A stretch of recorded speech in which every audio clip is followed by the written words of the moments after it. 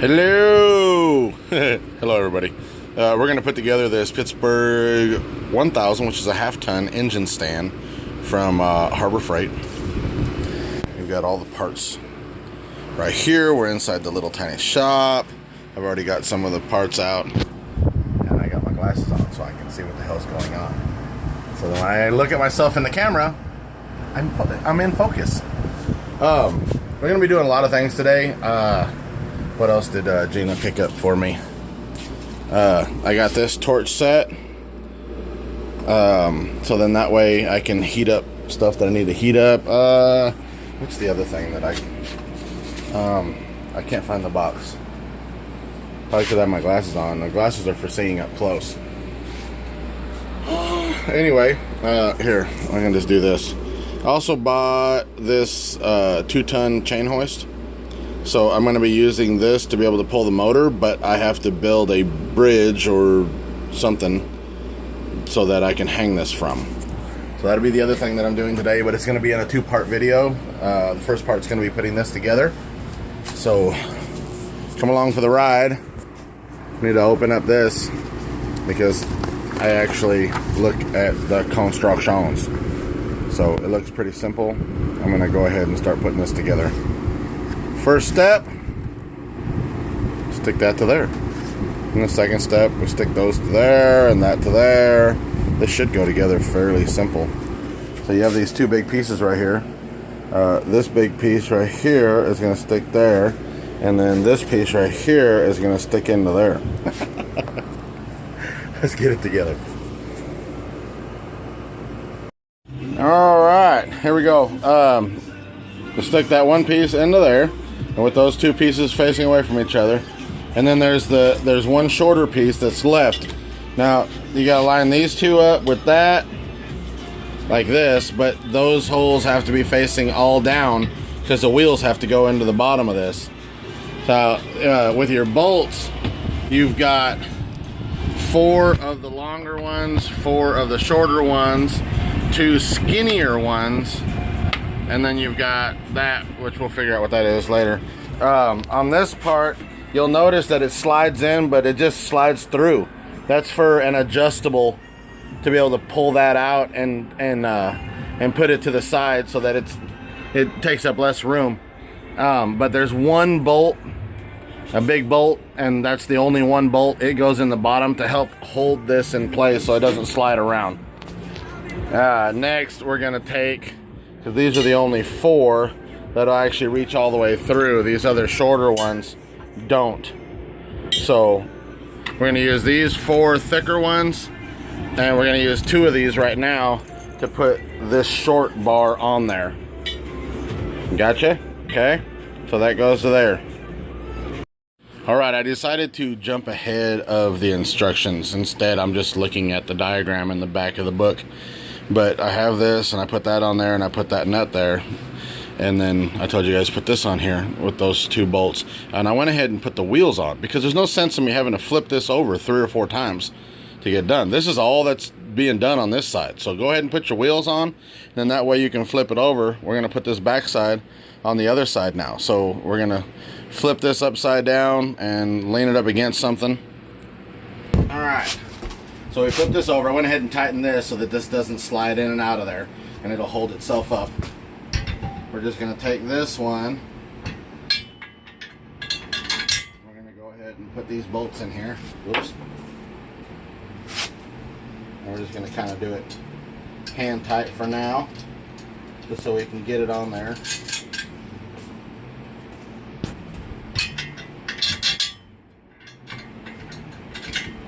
This is probably one of your most basic to put together items you'll have at a shop. So that takes care of that. And then these are, what is it, 17 millimeter on these ones. The ones for the wheels are a little bit bigger. If you don't hear my ratchet turning, it's because it's not a ratchet, it's a clutch drive.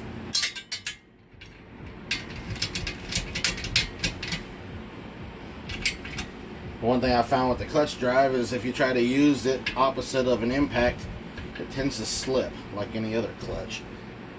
Okay. Get that one tight. Get this one tight. And then we got to work towards getting the outer wheels on there. Which these are going to have these little inserts here, which means there has to be a bolt that goes through there. So look at everything that you've got left, which these are the only ones that are thin enough to be able to slide through that. So you take these screws off, and just for looking good sake, you put the bolt head on the outside. You're going to take that sleeve, and the sleeve's going to go into the wheel. A little hard to get it in there at first. It's going to go through the sleeve over to the other side, and I always put the bolt head on the outside. I should put that down. I need this stuff. Ha! Put the washer on first, then the lock washer. The lock washer is the one that's not flat. It's kind of twisted a little bit. I don't know if you could see that. Mm-hmm. Okay. And we get that on there. I don't have sockets set up for these ones. These ones are quite a bit smaller. So I wasn't ready for that. So I'll just hand tighten them and throw this in there so it's harder to get to. What the hell? There we go. Let me throw this in here. Always use your hand as a hammer, because that's how it works better. Basically paint got on the inside of that. That's what stops it from going through, and little bits of metal because it's not perfect. Take that through the hole. That's what she said. Put that on there. Don't explain that joke to your kids. Wait till they're older. There we go. Okay, now I'm just going to tighten these up, and then we'll move on to the next step. By this point, you should be here and tighten the wheels up. Now remember, when you're tightening those last back wheels up, you don't want to tighten them too tight to where it stops the wheel from turning. You still want it to be able to roll. So now we've got this. I've looked at the instructions, and the instructions say that these slots are actually down. So we're just going to slide that into there, like so. And then there's a pin. Remember we looked at that keychain? Looks like a whistle for a dog. But it doesn't work. I tried it and no dogs came to the yard. So that there's a pin right here. It just drops in there. What that does is stops the motor from spinning. The other thing you have an extra handle. You're like, what the hell is that for? Well, then you get to this and you're like, well, I don't have a jack. Well, what that's for is so you can stick it back here, and you put your handle on there, squeeze them together. What that's for is when you have your motor on there, there's enough weight. This is so you can spin your motor. You pop this out, and you can flip your motor upside down. There's all kinds of holes in this part, so when it's spinning around, there's different points that you can put it to stop the motor from turning. So we're just going to go like that, put that on there. The next thing we have all these little doohickeys. And these doohiculars are going to go on with this. We're going to stick each one of these with one of these. Probably take the head bolt and do it back. That way it's not a nut out there with the motor, and it gives you more space to get the motor on there a little tighter. So we're just going to put these like that. If you look at the diagram now, after you do that, look at the instructions and see if you were right. Yep, I was right. So that's what we're doing now. We're just going to put the rest of these 4 on here real quick. And generally you leave these a little bit loose until you find where the sweet spot is on your motor, and then you can tighten them up to hold them wherever they are. So we're just going to do that. There's 4 of them, and these are so that you can run. There's a long sleeve right there, and so you can run a long bolt through there into the block, and it'll hold it on the back side of the block. Usually, you use the where the transmission bell housing meets up to the back side of the motor is where you're going to hook these up at.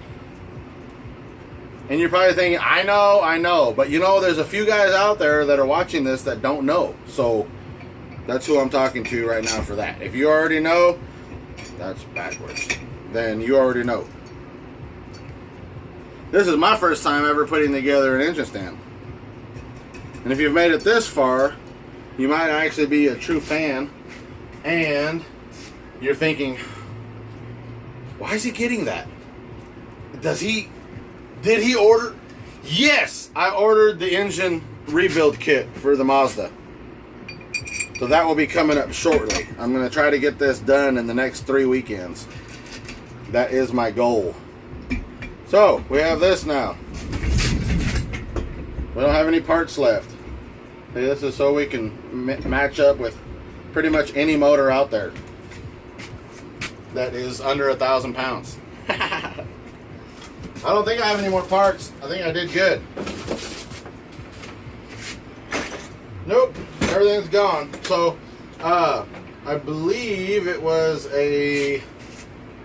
for the smaller bolts on the wheels, I just used these adjustables, so I didn't want to have to look through my sockets. But I think it was somewhere around a 14 millimeter for doing those. And then, so you need a 14, you need a 17, and you need a 19 millimeter to put this whole thing together. And that's it. Simple. Done.